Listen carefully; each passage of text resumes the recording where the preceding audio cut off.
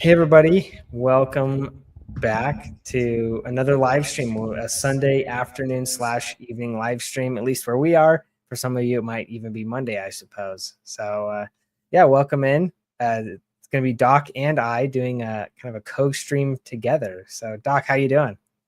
Hey, doing well. Awesome Sunday afternoon. Appreciate you having me on. And there's a lot of all the things are happening right now in crypto and the world and the things. So what a great time to do a live stream. And I know the last one that we did on this was awesome. We covered a ton of stuff and it was a ton of fun. Yeah, no, it was a good time. I'm happy that we're doing it now, and I think it'll be a good time to talk about all of the insanity that's been happening over the past several days, from crypto to geopolitical stuff. We'll try and stay out of the politics side of it, but as it relates to crypto specifically, all that type of stuff. So yeah, I mean, lots of stuff going on. Where do you want to start? What do you think makes sense today?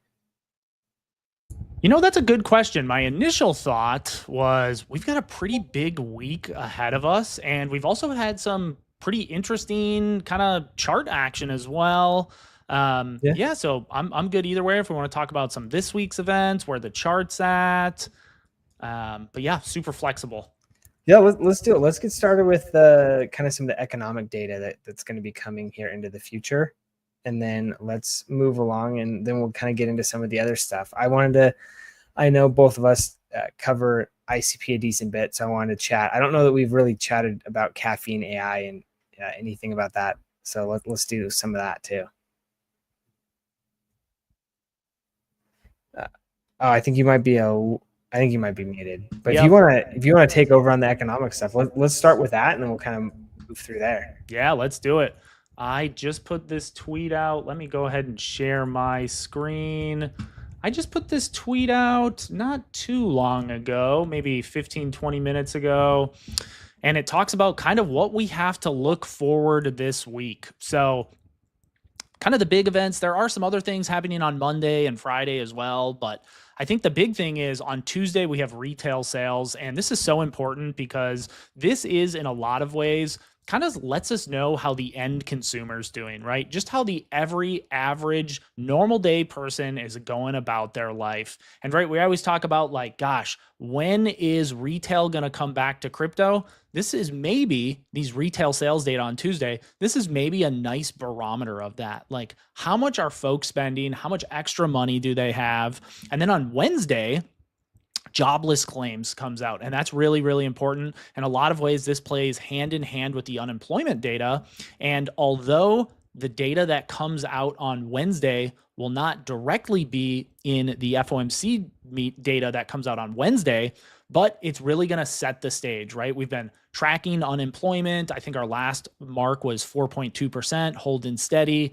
But the big one, the one that everybody's waiting for, is going to be the FOMC meeting. And that's on Wednesday, right? And I can actually just open up another tab here. Super bright lights are going to be popping up, but a 96% chance that we do not get a rate cut on Wednesday. But I think more importantly, if we come to the aggregated data, we can see that there's an 87% chance that we get a rate cut by September. Okay. And I think this is really important when we talk about when we're going to get a rate cut, when's it going to happen. Last December, everyone was saying, hey, we're getting 4 rate cuts. The market was stoked. We just had a new president elected. But then December 16th, the meeting minutes came out in the FOMC and they said, hey, just kidding. We're actually going to have 2 rate cuts. And everybody kind of capitulated at that point. Stocks, Bitcoin, all of your altcoins, my altcoins, everybody's altcoins took a little bit of a nosedive. And right now we're set for 2-ish rate cuts right now. And the reason I bring all of that up is because September is so important. September is going to set the stage. If we get a rate cut in September, there is a possibility that we get 2 to 3 rate cuts this year. But if we don't get a rate cut in September, things are going to get a little messy. I have a lot of thoughts about if we don't get a rate cut in September, but I'm being very long-winded right now. The big thing is this Wednesday, the FOMC meeting, we're all going to be watching that. And I wouldn't expect a rate cut, but more importantly, what we should be listening for is the tone that Powell has. The other thing that I'll just quickly mention is we really want to see what's going to happen with QT, right? So if we look here, we can actually see this is the Fed balance sheet, right? And we want QT to stop. Let me get rid of a couple of these indicators just to clean this up a little bit. But we actually want QT to stop, right? QT, for those who aren't aware, that's when the Fed is reducing their balance sheet. You can see that in the green line. It's coming down here. But you can see the slope of that line. It's starting to flatten off. So once QT stops, this is a better environment for risk on assets like Bitcoin, like all of your alts, the Russell 2000, NASDAQ, S&P, all the things. So we want the Fed to stop selling mortgage-backed securities and treasury bonds, because this is going to, in essence, pump more liquidity into the market. And we can talk about the M2 money supply later, but this thing's also pumping as well. Yeah, the M2 is one that has kind of been that's one that's been kind of a widely parroted, I would say, kind of throughout the crypto space of, oh, M2 is going up, Bitcoin's going to go up. I'm sure everybody has seen, kind of the posts on X of, the essentially you offset money supply by 100 days. And then you get to the point where you are seeing it goes straight up, and it basically Bitcoin follows it incredibly closely. It looks like Doc, maybe you're pulling this up right now, but when Doc finds it, there we go. So you can see it's very, very, honestly, it's a pretty nice leading indicator here. We can see that Bitcoin falling a little bit right now, but at least from what we're seeing in the past on this chart, should be following very, very shortly, just kind of from what we've seen. So it'll be interesting to see how that goes. With the rate cuts, do you think, I have kind of some thoughts as to why we have or haven't seen the rate cuts that we were maybe hoping for. What do you think? Do you think we'll actually see a rate cut in September, or what do you think we'll actually end up if we're doing a recap, December 31st, 2025, how many rate cuts do you think we had? Where do you think the economy's at, crypto, all that type of good stuff? Yeah, and it's really setting up the narrative, right? So if you would have asked me this maybe, I don't know, a couple weeks ago, I would have said, 50-50. Now I'm more so trending in the camp that we do get a rate cut in September. And the reason that I say that is, aside from all of the pressure that Jerome Powell is getting put on him. I think last week I retweeted it. Vice President JD Vance, he said this is monetary malpractice that we still haven't cut rates. So I think there's sentiment towards the Fed and towards Powell is slowly starting to shift. So I do think that a rate cut in September is happening for that reason, but also the other reason is, if we were to do a 25 basis points cut or a 0.25%, it's pretty small in the grand scheme of things. And I actually don't think that one rate cut is going to move the needle that much. But I think you get a lot of upside.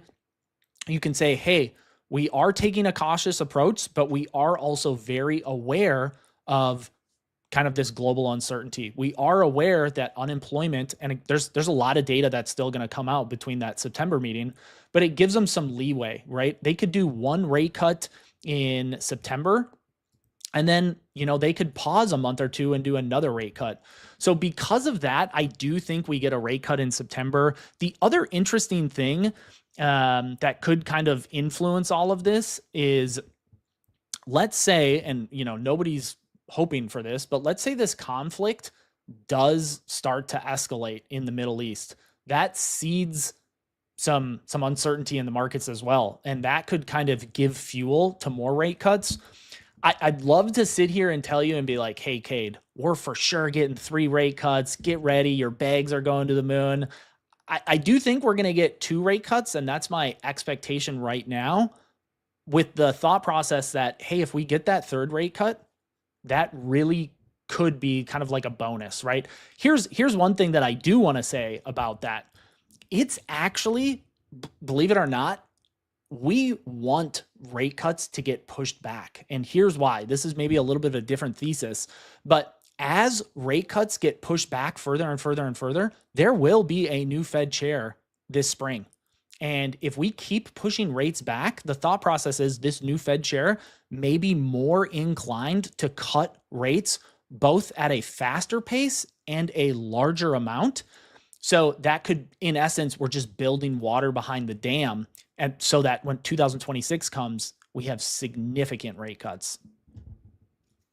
Yeah, no, that's a very interesting point, and I do think that the whole rate cut situation is a bit of a difficult one to kind of really track, because it's, it's like, yeah, the economy is struggling, but also it's not like nothing's broken yet, and I think that's kind of been the theory of at least the current treasurer or the treasury chair, all that type of stuff. Like, yeah, well, since we haven't actually seen anything break yet, there's nothing necessarily to fix.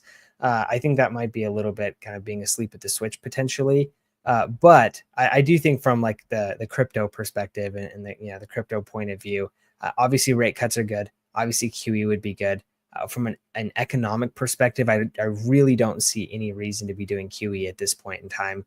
Rate cuts, I do think, we could make sense to see some of those pull back a little bit. And of course, all of this interplays kind of together, right? So, you start to see some rate cuts happening.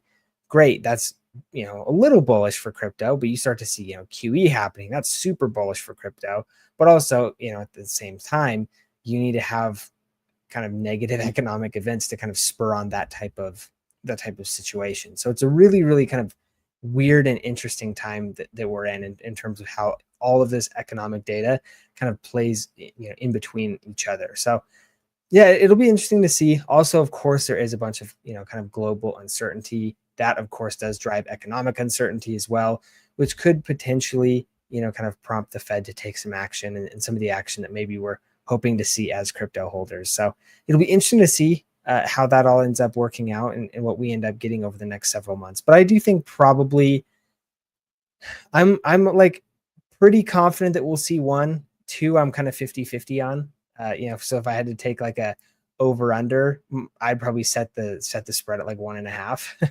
I don't know. I think that's probably where it sits, at least right now. And then of course, if the conflict in the Middle East continues to expand, then that of course will change things. And if economic data continues to get worse, generally, as I think we looked over this on a previous stream. Maybe I'm misremembering this, but like we've looked at employment data as well in the past, and employment data usually doesn't really work linearly; it works exponentially.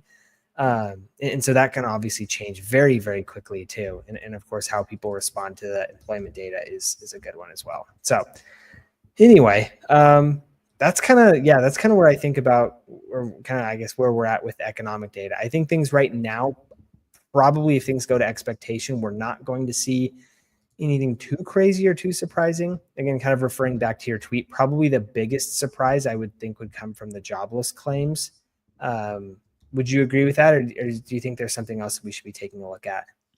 Yeah, I do think jobless claims is going to be really important. The other thing, not to nerd out too much, and I'm actually curious about your take on this, is kind of the inflation picture, but I'm also curious when you think QT ends. But one thing that the conflict could cause is, we've all heard about oil prices lately. I'm sure people have heard the USO oil ETF kind of starting to pop up. That could be kind of a scary thing, which could add to inflation. And then obviously as inflation gets higher, it's this snowball effect, right? Companies, there's this uncertainty. Companies might, reduce some of their CapEx expenditure that they had planned for later in the year. They might slow down hiring. They may let folks off. So I'm kind of jumping back and forth. I think you asked me about initial claims. But I think the initial claims, as long as they stay below 300,000, that's kind of the traditional benchmark that people follow. I think, if I'm not mistaken, we were in the 230s or 240s on our last read. So we're below that threshold right now, right? So that's reassuring. I'm bringing up the unemployment now as we speak, and yeah, This is just showing me the absolute number. So this is the level. Gosh, I'm trying to remember how to get the actual rate because that's what I want. I'm using there we go, unemployment rate. I just saw it. This is into the Crypto Versus website. He's got all types of data in here. But yeah, our most recent was 4.2. And if we actually just zoom in on the most recent stuff, we've been floating right around 4.1 and 4.2. The last two reads were 4.2. So that's reassuring in a lot of ways. Again, the interesting take, and this is where I'm curious, your thoughts on this is, where do we end the year? And then that's a tough question. None of us have crystal balls, but do we stay in the low fours or do we creep up to 5? And then I guess if we do get to 5, does that even matter if rates are coming down? It's kind of these competing forces in some ways. Yeah, and I think one of the key things to highlight there with the claims too is what's causing it, right? I mean, if it's general sense of like, macro uncertainty or, tariff things or some sort of like transitory thing, or I guess potentially transitory thing, then I think that could actually help a decent bit.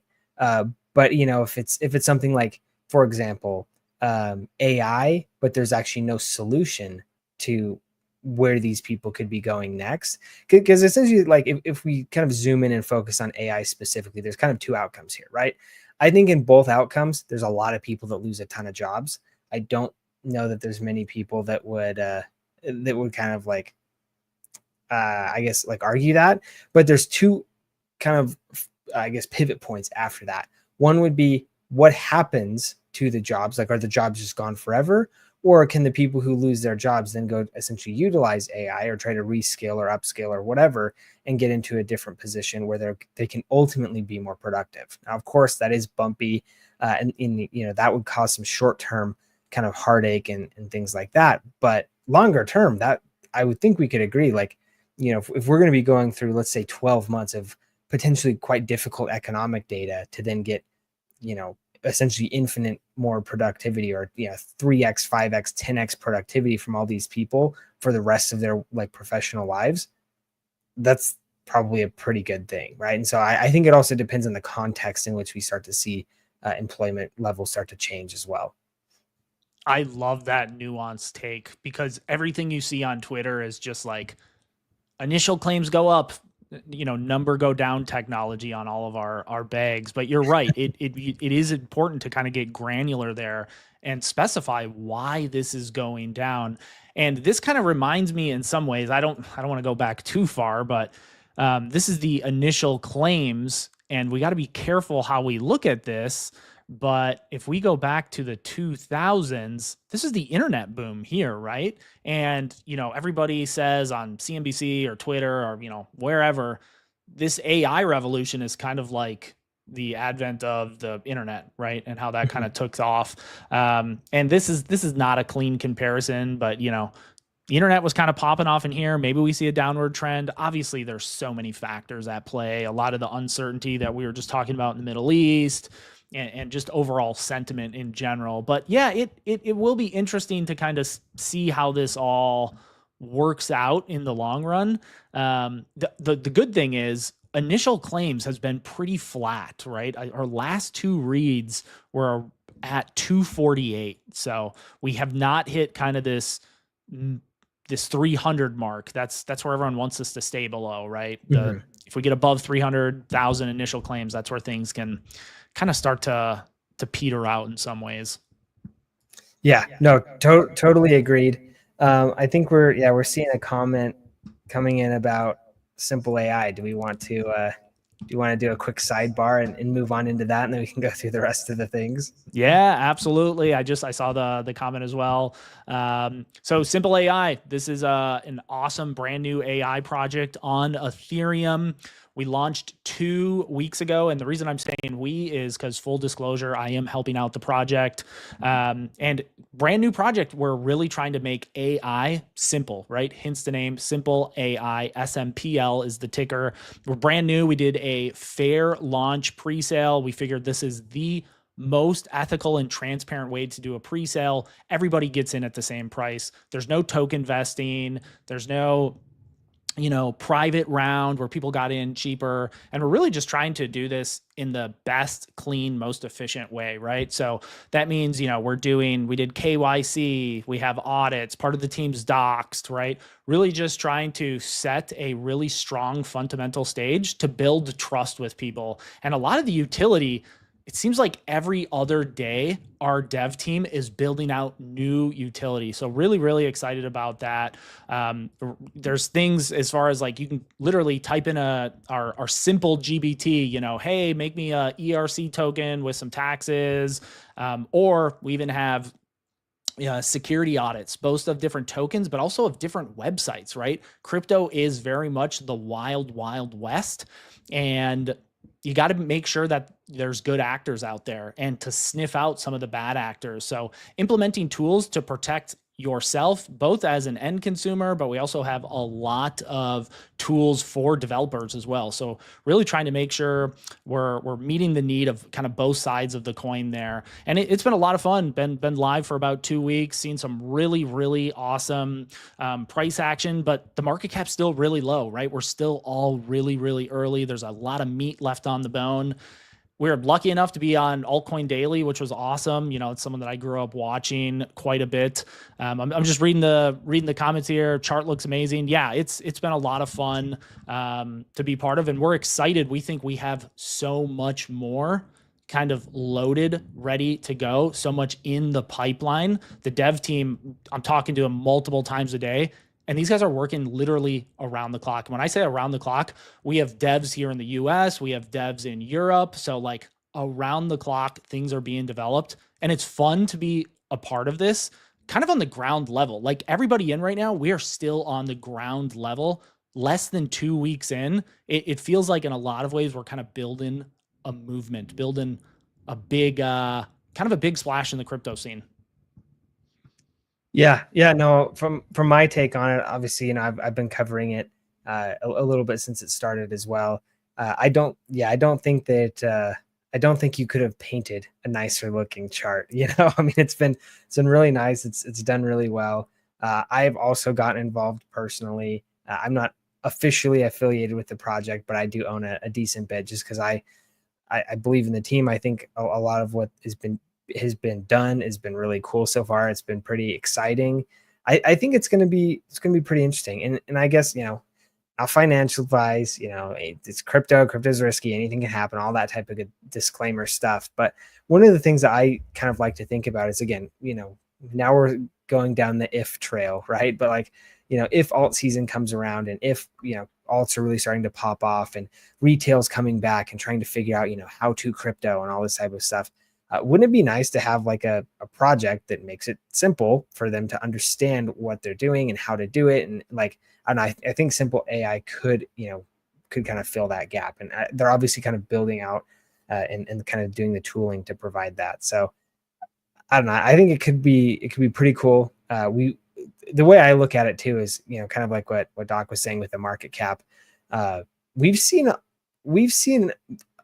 so many projects do a lot more with a lot less, right? I mean, here's actually been like some really interesting and cool utility and development, like things that actually work and things that you can actually do stuff with, so I think that's pretty cool and pretty important to highlight. Yeah, it's interesting, you hit the nail on the head. There's a lot of really big projects that hit in the several hundreds of millions of dollars, except when you go to the website, it's kind of just proposed tools or proposed utility that's coming, or they make it really tough to access as well, right? Yeah. So yeah, it's it really chart so everybody can see what we've been working with here. So yeah, it's been a fun ride. It really is. It's and like I said, we're 2 weeks old. So this really does feel like on the ground floor, right? We're still getting in on the ground floor. There's projects that I really, really respect. If you look at daily, it's like up only basically. So up and to the right. Yep. Yeah.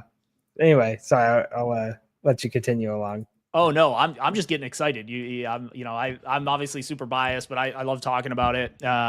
Yeah, there's a lot of projects out there that really great websites, but it's kind of tough maybe to use some of their utility. And we're just trying to separate ourselves, kind of build our own footprint, offer something unique in kind of a crowded space.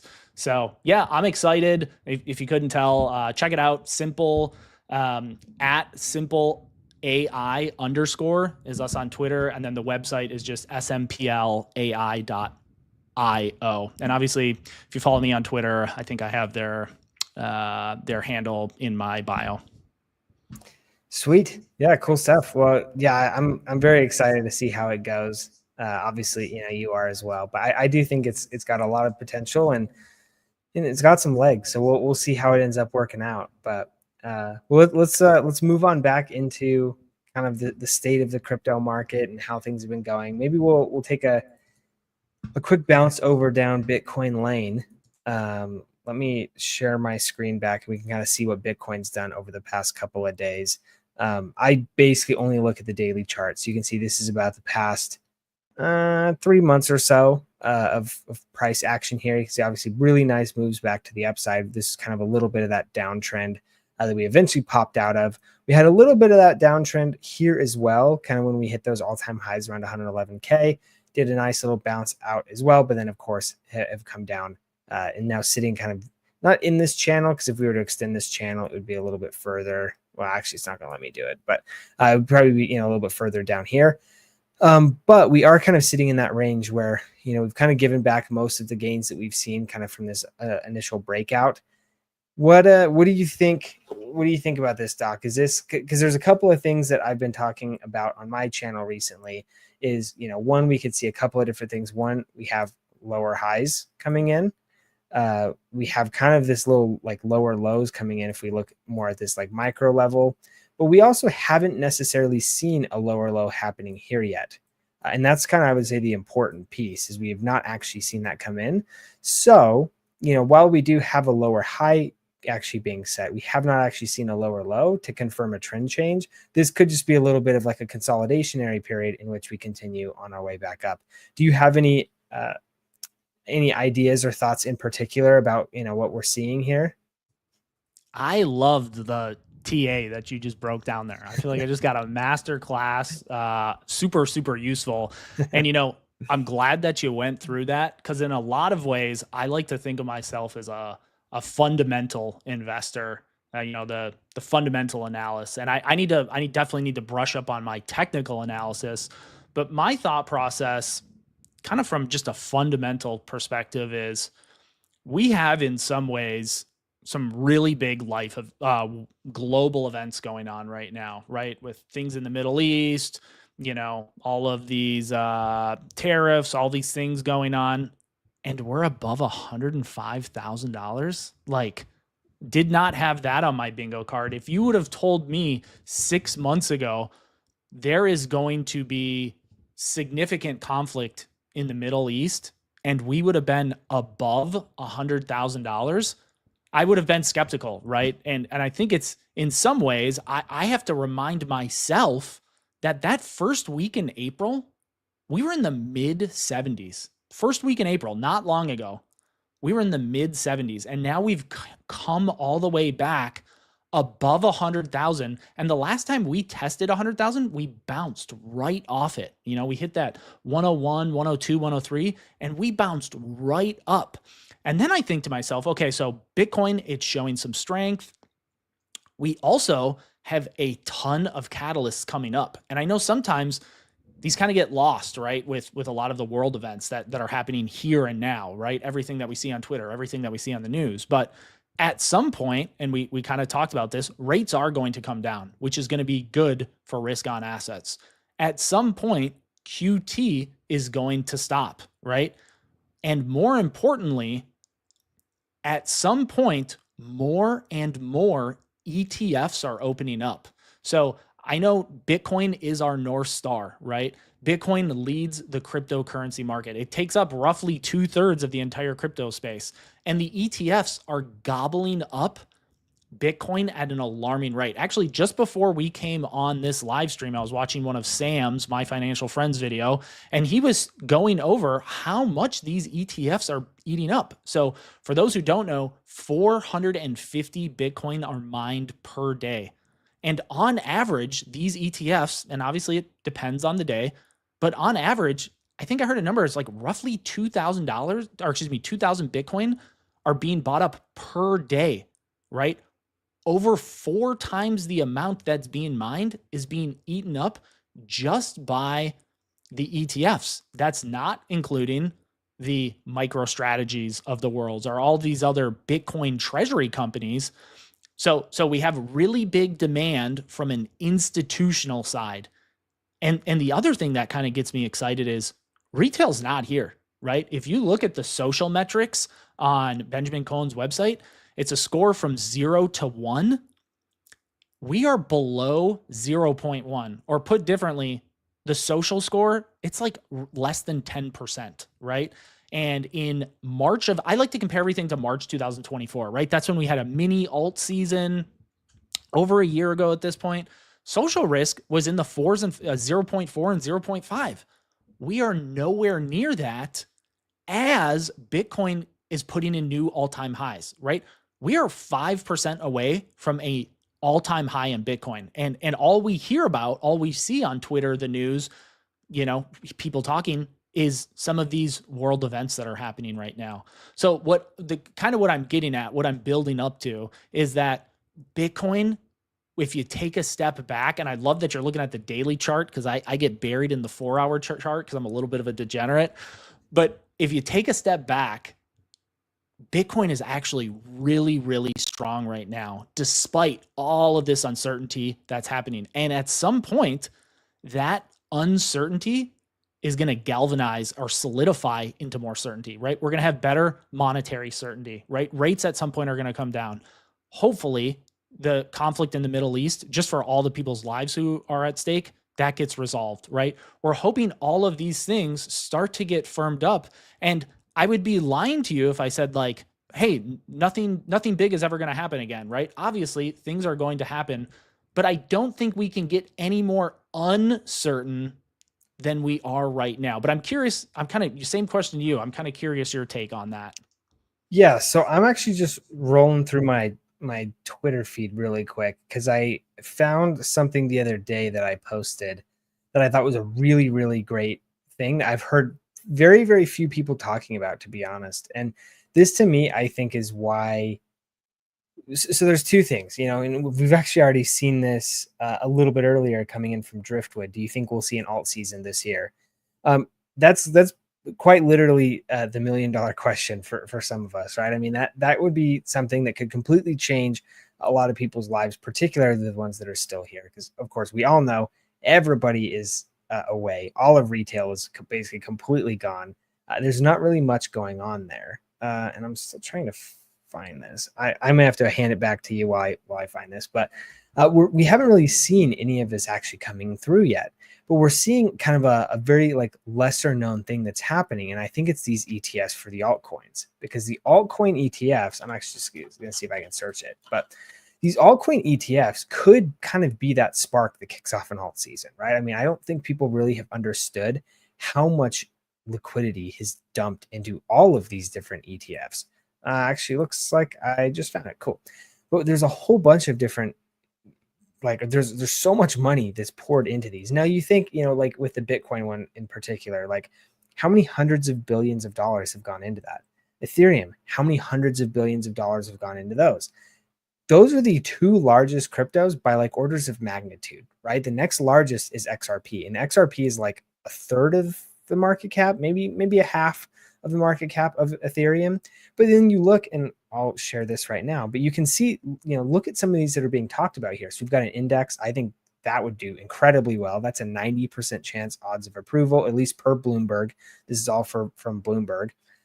But you can see here, Litecoin, 90%, Solana, 90%. Now keep in mind, Solana is 20% the size of Ethereum.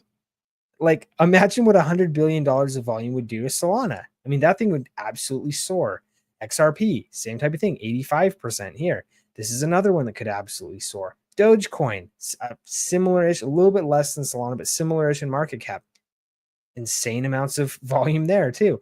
Cardano, Polkadot, HBAR, Avalanche, Sui, Tron. Think about something like Sui. Sui has a 60% odd chance of approval here. Sui has, and actually, let's actually look at like something like HBAR because it's a little bit larger than Sui, but it also probably has higher chances of getting approved. HBAR has like $24 billion in market cap. $100 billion of volume flowing through that thing would just be absolutely insane, right? And so this is the thing that I think we could see where people really just start to make absolutely mind-blowing amounts of money off of these essentially like these ETF launches, which I think would be, you know, kind of the thing that could spark people into that like greed-based, okay, well now, you know, ETFs are everywhere. Now I got to find which is going to be the next altcoin that gets an ETF. If you look at even like, you know, just kind of the like financial rails that are getting built on into crypto, look at how the IC or not ICO, the IPO of Circle. What I mean, Circle like went up, I think 300 or 400% in the first 3 days, and that was after they were 25x oversubscribed to their listing. Like insane institutional demand coming for so much crypto. And so that's the thing is like, if something like this were to actually get kicked off where we see altcoins actually getting listed with their own ETFs, that could be the spark that sets off an alt season of mythic proportions, right? Because I mean, now we've got institutional money rolling in. And the thing you have to understand is this, right? Let's just say, let's take Bitcoin 2x's. Maybe it will, maybe it won't. But what happens is it's already a $2 trillion asset that is now $2 trillion more valuable after it 2x's. Well, even though institutions might not be going to look for the next Bored Ape or CryptoPunk or whatever, there's a lot of people in Bitcoin already that might, right? And they are now 2x richer than they were, you know, 3 months ago, 6 months ago, a year ago, whatever. You take a look at something like Solana. You know, Solana is 90% odds of approval, at least per Bloomberg. They could easily 10x, right? A 10x would put them still less than $1 trillion market cap. It'd be about double Ethereum, but like that's, I wouldn't say that's completely unreasonable. I think it's unlikely, but it's not completely unreasonable.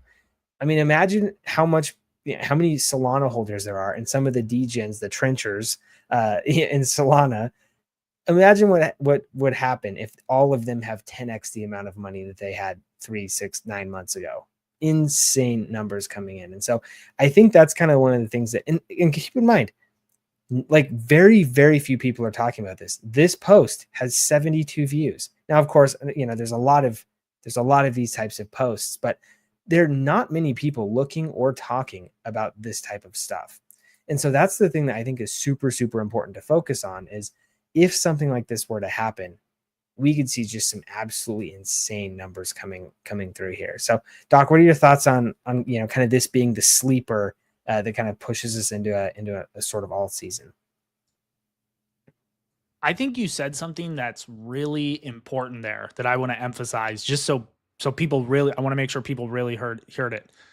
These smaller ETFs are going to come out, and it doesn't take as much money to move a SUI or an HBAR like it does Bitcoin, right? Now, these ETFs, they might be down the road. I do think there's a very favorable SEC in place to kind of fast track a lot of these things, but it doesn't take as much money to move these things. And then if you don't mind, is there any way I can share my screen? Yeah, let me switch it over.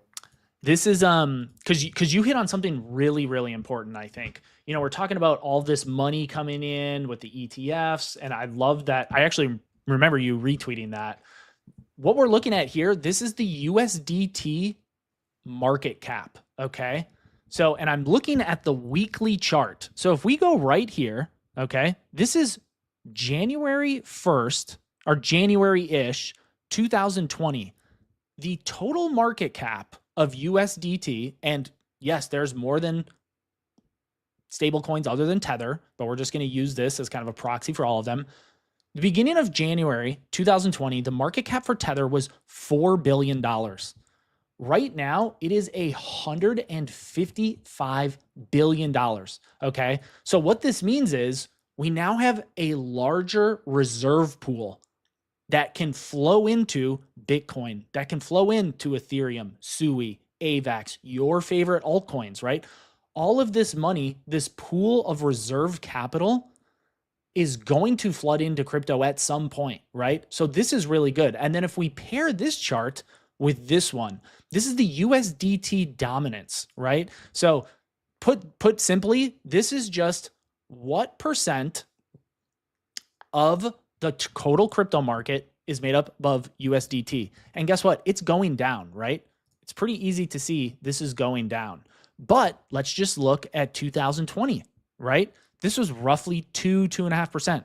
We're at 4.8% right now. At some point, this more money, this is kind of showing how money flows from stables into other cryptos.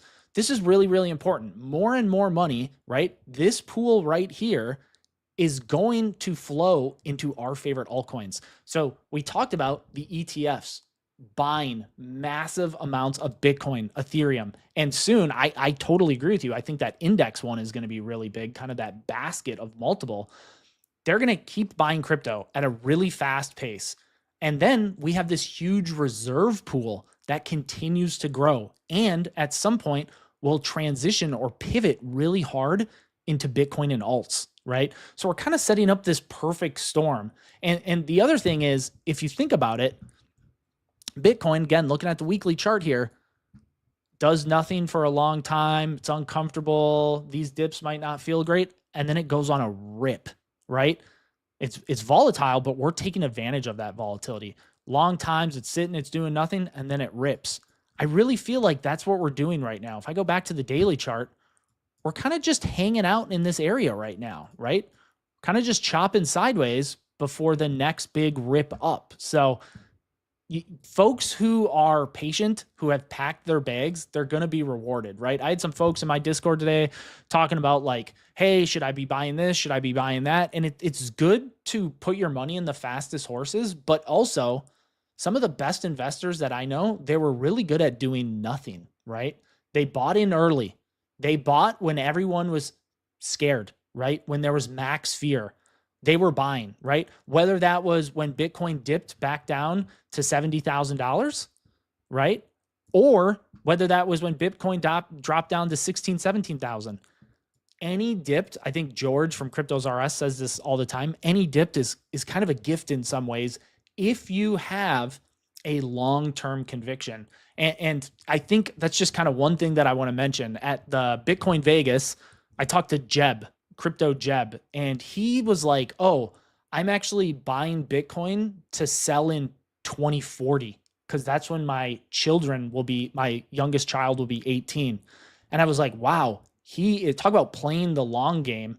And I think that's so important to remind ourselves. I'm not saying you have to say, hey, I'm going to hold till 2040, but just like think kind of past the everyday moves, this happened in the world, now Bitcoin's dipping, right? We should be buying with long-term intentions, right? Trust me. And I'm sure Cade's going to talk about it. We both like to leverage trade on BTCC. It's a great platform, right? But these are small portions of our overall bags because we are, and I don't want to speak for Cade, but I think we are in the same boat on this, is like, we very much are long-term investors, right?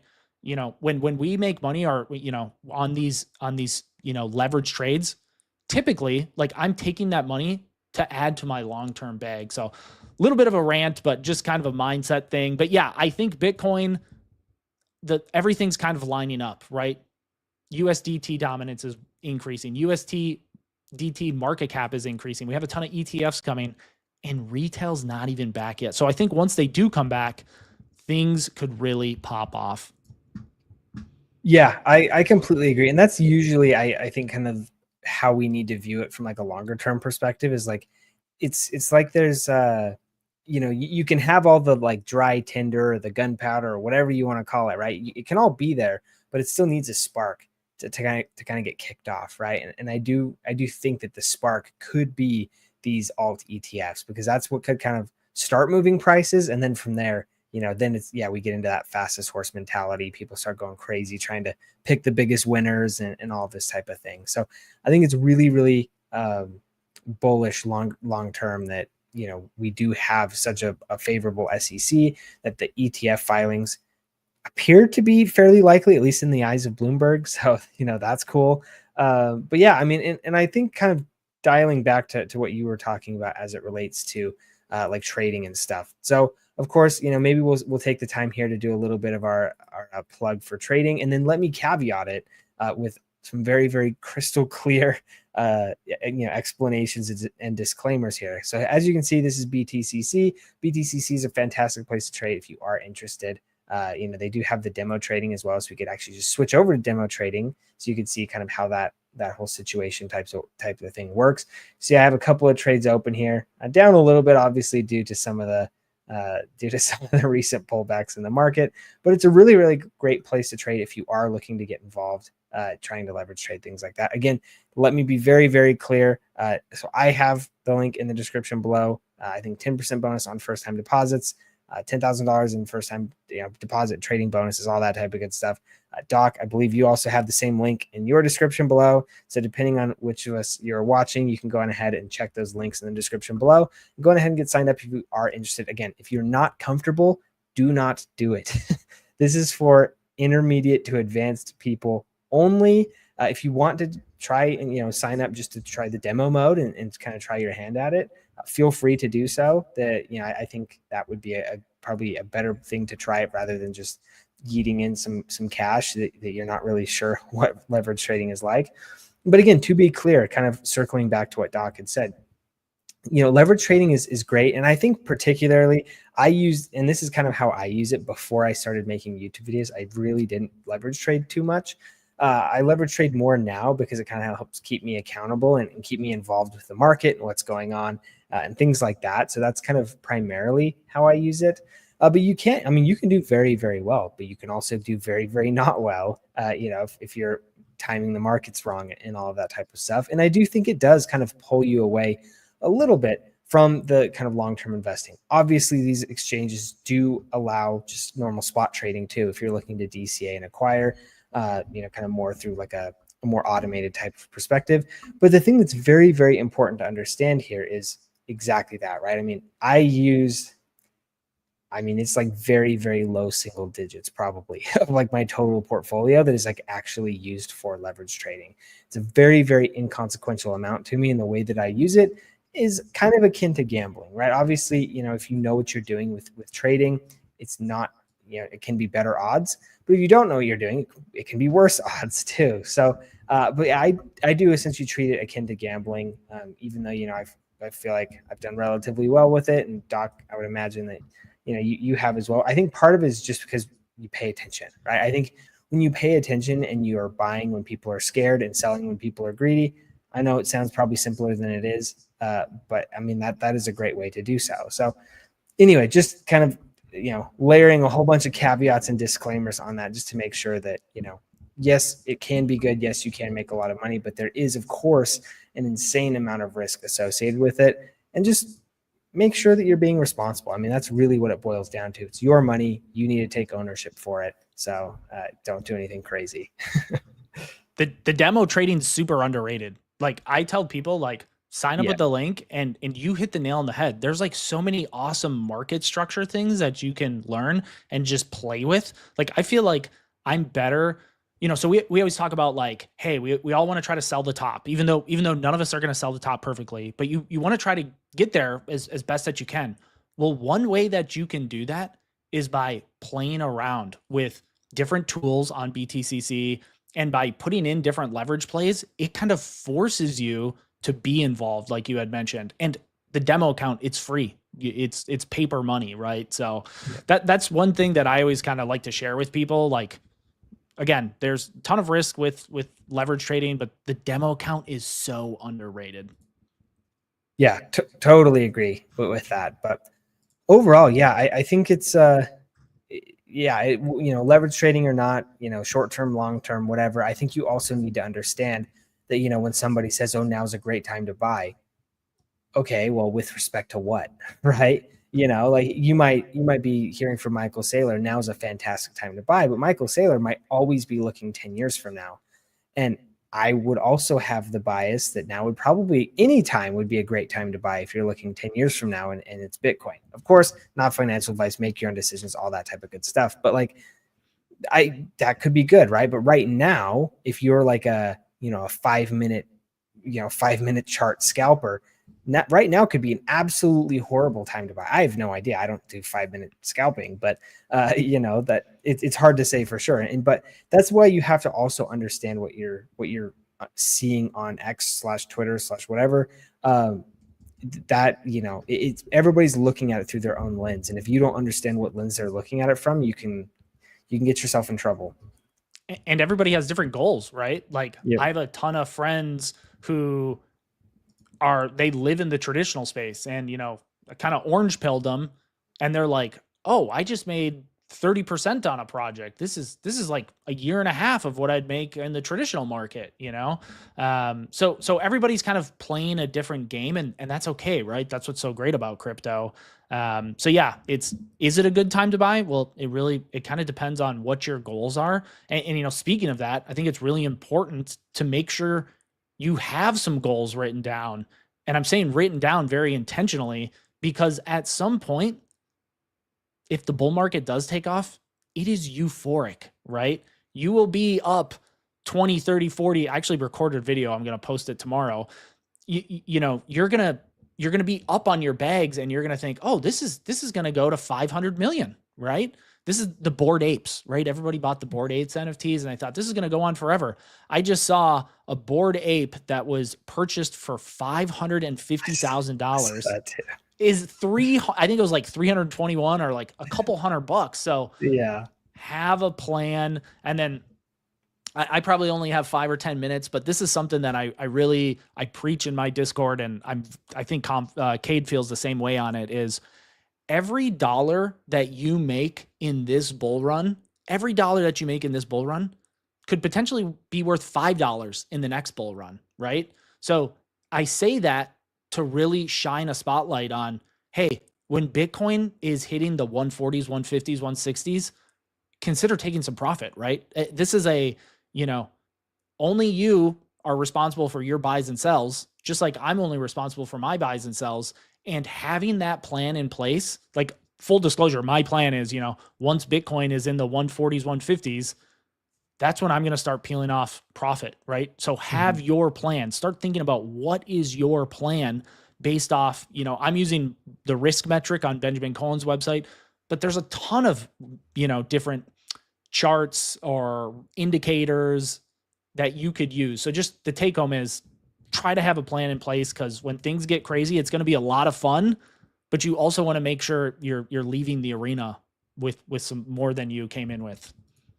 For sure, 100%. So yeah, I mean, I know we're getting low on time. I have two kind of quick questions that I want to ask you about as it relates to Caffeine AI with ICP, and then we'll do a quick thing on maybe Pi and Caspa, and maybe just alts more generally. I'm seeing we have some Pi and Caspa questions in here, and then we can start running through a couple of the questions. So maybe we'll do that after the caffeine thing. So first off, I know both of us talk about ICP. I haven't actually asked you privately or publicly about this, so I am just interested on your take.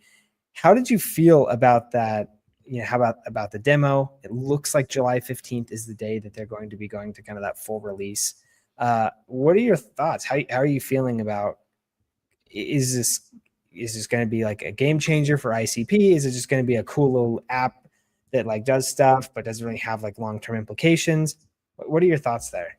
Yeah, and we are very much both. We were both in the Las Vegas, Bitcoin conference, and we're like, we got to get a picture with some ICP stuff, right? Because we're both fans. We both love the project. But the take home that I got from the ICP demo was this: they're showing real products, right? They're actually going out of their way. It's one thing to say, hey, this is what we offer. It's another thing to say, hey, we're going to showcase this to millions of people, right? And we're so confident in what we're building. And no, nothing's going to be perfect right away, but we're so confident that we're going to post this on the internet and open ourselves to criticism. And I genuinely believe that they think they have something special here. and they want to get better, and they're open to criticism, right? They're not trying to hide behind anything. They're trying to put their best foot forward. Now, as far as some of the specifics about the demo, I don't claim to be like a web developer or anything like that. So this is not my wheelhouse, right? If this was like an AI project on diagnosing people in the ER, I'd tell you all about it, but they're doing real things, right? They're building real utility that people can use, and they're showcasing it. So for me, that alone was a net positive for me. There's tens of thousands of crypto out there.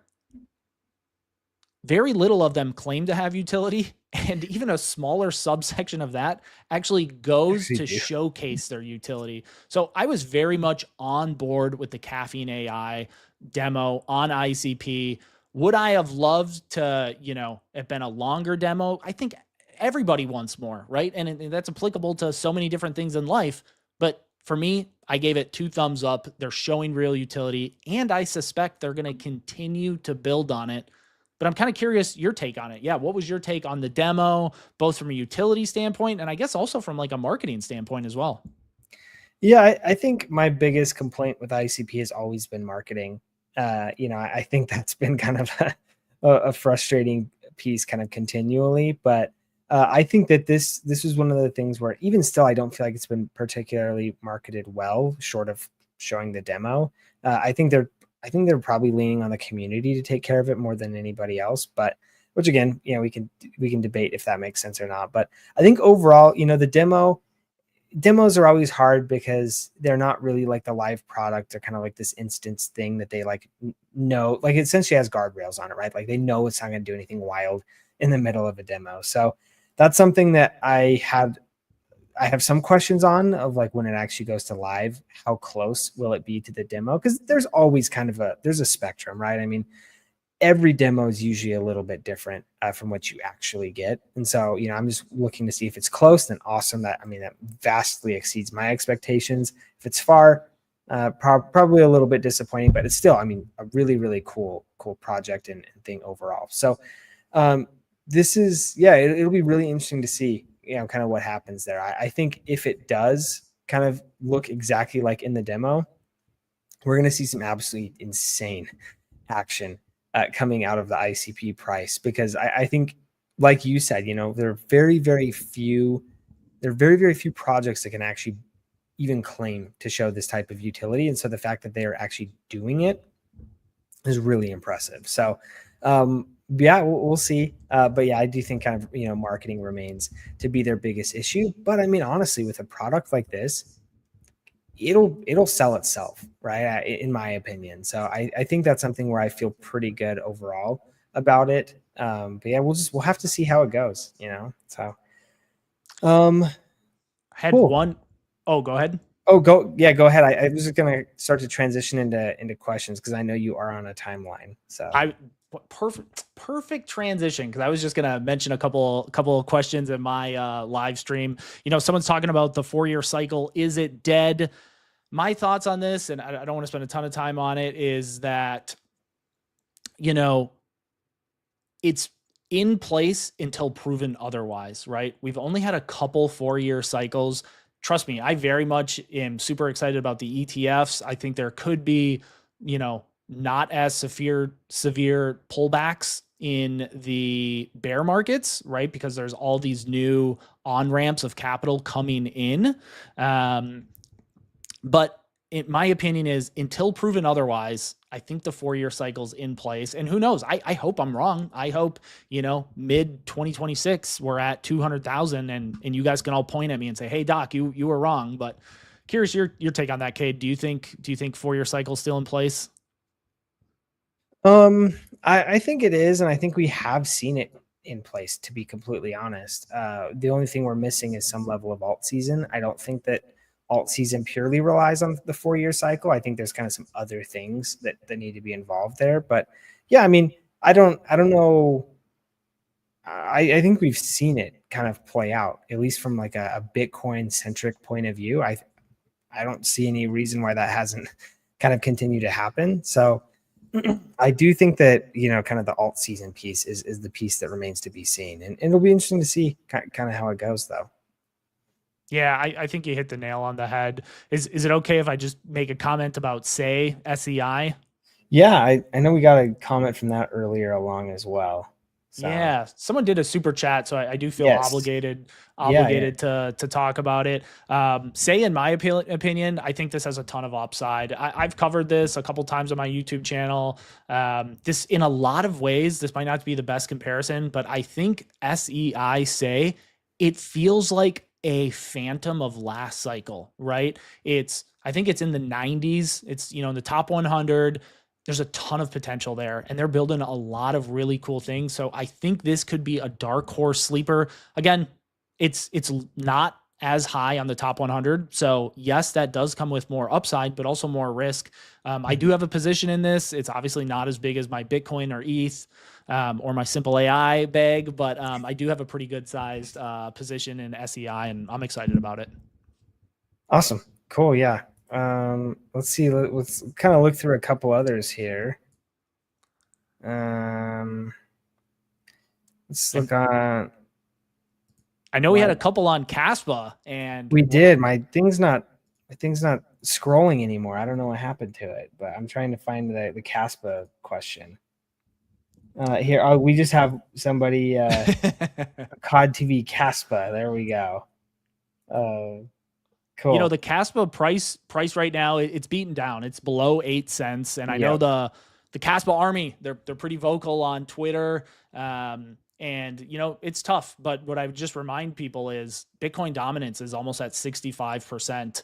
And a lot of alts are kind of feeling some pain right now. But kind of what Cade and I were talking about earlier is, when you buy these altcoin projects, you need to have conviction when you buy. And what I mean by that is when things get shaky, right? When Caspa falls below 8 cents, you need to remember why you bought it in the first place, right? Because we all think that it can go back to all-time highs when it hit 20 cents in December, right? So I would just kind of encourage folks to have a long-term mindset. They're building a lot of things.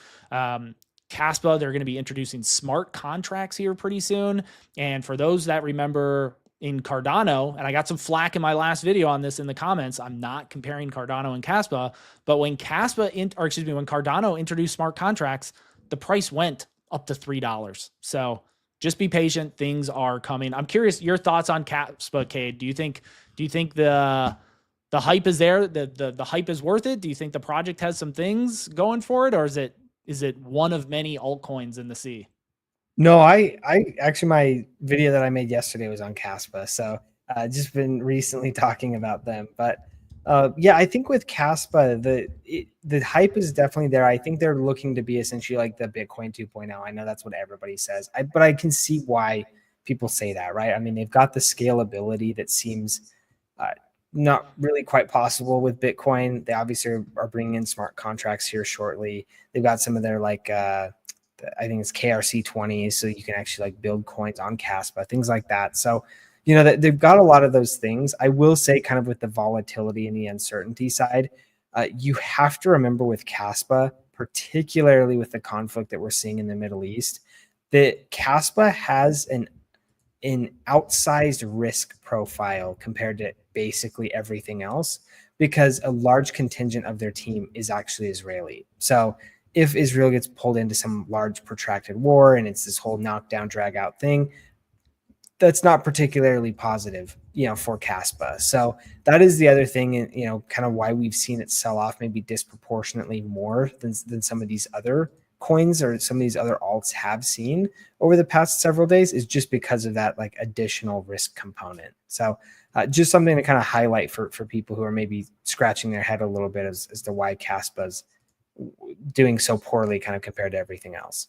I learned something there from you, Cade. I did not know that about the team. So this is why you guys subscribe to Cade O'Neill, because he's dropping nuggets here. So yeah, no, it's and also, yeah, I mean, I guess another shameless plug. Make sure to subscribe to Doc if you haven't. Anybody who's watching on my channel and you're unfamiliar with Doc, you should definitely get familiar. We've done collabs before. He has an incredibly good take on the market. I will say, like, kind of not to toot our own horns a little bit, Doc, but I really appreciate it, because it's like I feel like both of us view the world pretty similarly, but every time we go over things, like our takes are so different in terms of like what we're thinking about, what we're looking at, and it's cool to, I don't know, I appreciate always talking to you and learning a little bit from what you're saying, and kind of what you're looking at and all that type of stuff. You took the words out of my mouth. Yeah, it's we have similar takes on maybe on just a lot of life things, but maybe we look at it from a little bit different lens, which is great, especially when we do these live streams, because we both get to learn from each other. And everyone hears from my channel. Make sure you follow Cade O'Neill. Awesome take. Also follow him on Twitter, because you have a lot of really cool posts. And I feel like every day I'm like checking out your Twitter and I'm like, oh gosh, I did not know that. And then I love the trivia that you do too. So definitely an awesome follow on Twitter and YouTube, Cade O'Neill. Perfect. Yeah, no, appreciate that. And what I will do, actually, this is actually kind of dumb on my part. Usually whenever we do our collabs, I drop your channel in the description. So I'll do that after we're done here, just so I could, just so if anybody's looking for Doc, if any of you are rewatching this, find it in the description. I can get you added in there. But I am going to do the same thing. I'm glad we did this. I'm going to check out, as soon as we're done here, I'm going to go check out your Caspa video, because I have not seen that yet. I have noties on for Cade as well. So I'm going to check out your Caspa video, because always a good take. Any lasting words you want to leave us with, Cade? I mean, overall, I would say you just got to, you got to keep the faith. I think the biggest thing, in my opinion, is, and this is kind of what we were alluding to a little bit earlier on in the channel, or in the live stream here, but you have to understand that the second alt season has never felt further away is probably the point at which we might be closer than we ever have been before, right? Because you have to understand things like alt, like, let me kind of explain it a bit more simply, right? If I tell you that you can go buy USDT today at $1 and it's going to be $100 1 month from now, and everybody knows this, wouldn't everybody just go buy it and make a quick 100x, right? I mean, like, I know that seems obvious, but like, that's exactly what alt season is if alt season shakes out like all of us have been talking about ad nauseum for the past year or so, there's going to be a lot of people who are making 50x, 20x, 100x, 10x, 5x, whatever, depending on who, how people place their money and what they're interested in and all that type of stuff. But you have to understand that if it was that obvious, everybody would do it. And so the less obvious things become over time, in my opinion, is kind of when the more obvious it becomes to me that something might be possible. That's always kind of been if you want to go back and binge watch all of my videos, you will be able to very clearly tell that I've always maintained the stance that, yes, like, for example, in December, when everybody's like, oh my gosh, this is so crazy, things are going nuts, I was at the point where I was like, yeah, it's cool, things are going nuts. I would be as surprised if this turned into the alt season that we all expect it to, because everybody expects it, right? Like, I think for something like we've seen it happening in the past to happen, it needs to be a little bit more of an unexpected type of, like, it just catches everybody by surprise out of nowhere. And so I think the further away that we get from retail sentiment, the further away we get from interest, while also seeing the same underlying macroeconomic factors moving in the direction that we want, that is why that's when I start to get really excited. For example, I mean, we, earlier on in the live stream, we were talking about the altcoin ETFs. That is huge news, right? This is objectively massive news that could pump billions of dollars into our favorite altcoins, yet nobody cares. That seems like a good thing to me. kind of what you're talking for. Everything makes sense when you look in the rearview mirror, right? If it made sense now, everybody would be doing it. So, yeah, I totally agree. I think those ETFs are going to be absolutely fire. We might have to do these live streams, once a week, once every other week, because this is always a lot of fun.